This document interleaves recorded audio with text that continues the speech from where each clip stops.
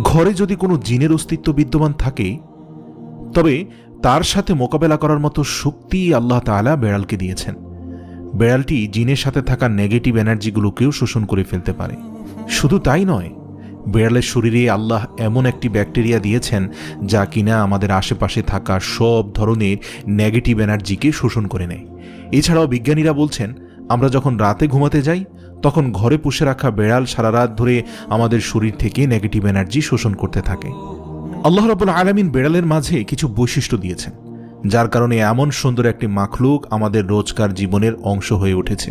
রাসূল সাল্লাল্লাহু আলাইহি সাল্লাম বেড়াল পছন্দ করতেন এবং বেড়াল পালন করার কারণে তিনি তার এক প্রিয় সাহাবীর ছদ্মনাম দিয়েছেন আবু হুরায়রা, যার শাব্দিক অর্থ দাঁড়ায় বেড়ালের পিতা। কেন একজন মুসলিমের বেড়াল পালন করা উচিত? গবেষণা করে জানতে পারা যায়, আজ থেকে ৮,০০০ বছর পূর্বে জঙ্গলের বেড়ালরা খাবারের খোঁজে